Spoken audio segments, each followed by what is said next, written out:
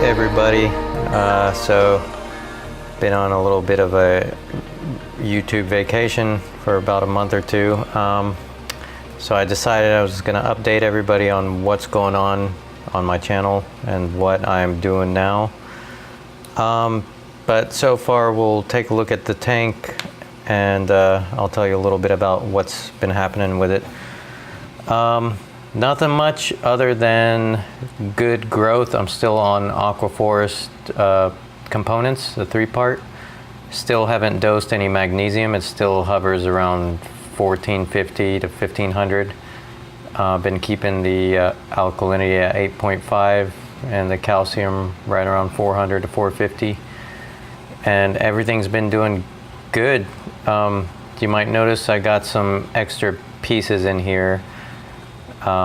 Since everybody that's subscribed and knows me that I have a coral problem.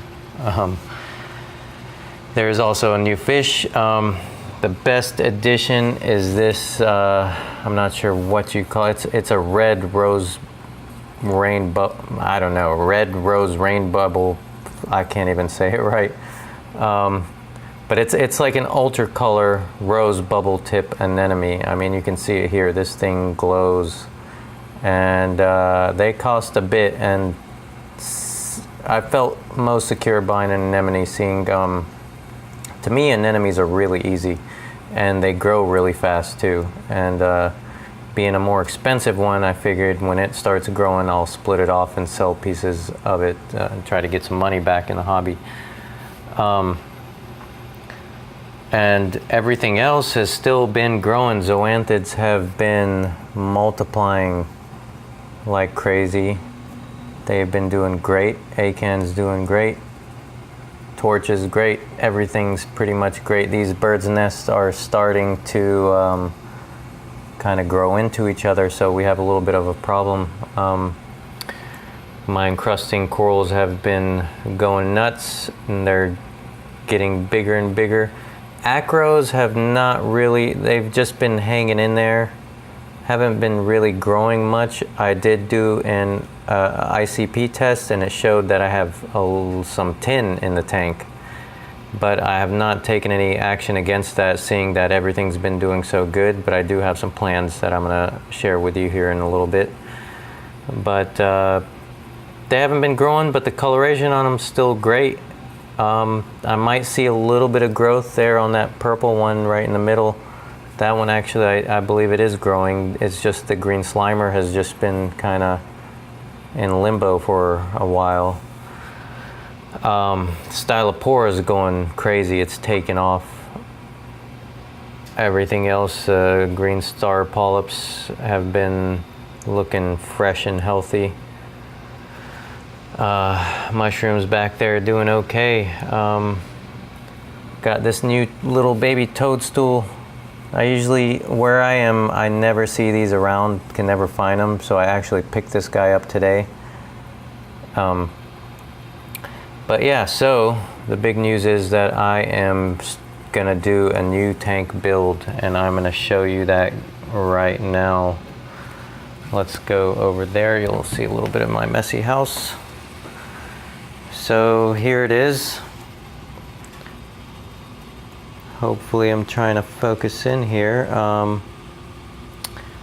It is, sorry, it's going to be a little bit reddish because I had the camera tuned for the fish tank. It's a 50-gallon seaclear acrylic tank actually, and this thing is super clear. You can almost not even see it. My cat has troubles. She doesn't see it at all or something. She jumps up there every once in a while. I mean, she'll look straight at it and jump right into it. I don't know. Some cat must not be able to see it. But I have that, and an Eclipse M, eShop's Eclipse M overflow that's going to be going on there. I'll try to get this out of here. Yep. And I just ordered all the plumbing, and the plumbing, that gets a bit expensive. This is the first time I'm going to actually plumb my own tank and kind of do a bigger do-it-yourself kind of tank here. But I figured it's time. I need more room. Like I said, I have enough coral to fill up probably a 75 gallon. I think the 50 gallon will be okay. And the tank they're going for a pretty good deal. You know, I was just debating glass or acrylic, but really I just wanted to go ahead and try this acrylic tank, seeing that you don't really see it a lot. So what I'm trying to do here is just experiment a little bit and find out for myself, is it good, is it bad, is it gonna scratch super easily, you know, how clear is it gonna be, you know. So we're gonna find that out together, and kind of went all out a little bit on the sump. I got a Trigger Systems, it's a Sapphire sump 26, the Trigger System Sapphire 26. Can't really see it too good. Let me get this elbow, and the Bubble Magus Curve 5. So yeah, I got a lot of things going on here, and it's just a Jabo the 4000 DC pump. Hopefully that'll be plenty. And I like the adjustable baffles it has on there, so I can adjust the water level for the skimmer. And a refugium, so we're gonna try another go on the Chaeto, and hopefully this will be a little bit different than a Chaeto reactor, seeing how that didn't go well with the growth death cycle of that. So a whole bunch of new stuff to start documenting again on YouTube coming up soon. And the light I got is an unusual light. You don't see it too much. I kept trying to find more and more information for it, but I actually have it on my lagoon right now. It's a little bit oversized, but it's doing pretty good. It's the Cobalt Sea Ray 200. It is it's an expensive light, and there's not a lot of information on them, not a lot of reviews at all, but I can tell you this light is badass. You know, I would like to stick with companies that their main focus as a company is the lights, and I was a little bit hesitant on this light, seeing as Cobalt, and they do a lot of different things like fish food, freshwater, aquariums, heaters. So, you know, they just threw this into the mix, and knowing they basically bought the rights, I guess, to put their name on this, and I guess it is kind of a Chinese light, I'm thinking, or it's either that or a European light, and they just took it and made their own mix, and did a few different things with, say, like wider angle lenses. But I can say I'm pleased with the light. It's expensive, but it's gonna do the job real well. The only way I can describe it is like a mix between a Kessel AP 700 and a Radion. I mean, the colors I pull out of this light, it definitely blows the Hydra 26 out of the water. I mean, it's another level up, for sure. And the spectrum, just to the eye, I can tell you, it's a lot deeper of a blue than a Kessel, so it's pushing more towards that Radion color pop as far as that goes. So I'm happy that's the case, because I wasn't sure if I was going to get it and it was going to be more towards, like, I don't know if you've ever seen like a max spec light. It doesn't really have ultra color pop, but it's still blue, you know. But no, this light's up there. It's up there with the Kessel and the Radions, I can say that. So yeah, and let me try to pan over real quick here to my messy area. I also have a 3D printer that I've been working on something, and basically what this is a diffuser for the Hydra 26s, and I've been designing this for the past 2 months, and yeah, and also learning 3D printing in the process. This 3D printing is actually just as involved, if not more, as the Reef hobby. It gets really technical, so you have to be prepared for that, which on the bright side, if you do figure it out, the harder the better, or else everybody would be doing it, which in fact it is growing a lot, seeing that these things are getting more and more affordable. So yeah, got a lot of stuff going on. I will show you,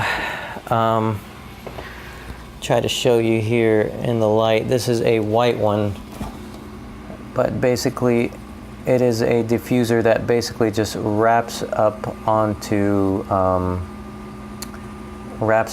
Hydra 26. I ran out of the acrylic, and I actually gave my LFS a couple of these with the last diffused acrylic I had, and I've also been testing it for the past few months and have had no issues with heat or UV or anything like that, or just a complete breakdown of it. It's pretty strong, 3D printed, and I made all the designs and everything. So I'll make a video in the future when it's pretty much in the next couple of weeks. I'm waiting on more acrylic, so it should be completely complete as a complete product, and still debating on the price on these. I really wanted to sell it for super cheap, but I started calculating the cost of the materials and the time. It actually takes about 8 hours to print one, so it takes a long time, and it takes a good bit of know-how to get it at least somewhat of a flawless print. You can't ever get like a mold quality out of 3D printing, but it's still pretty cool.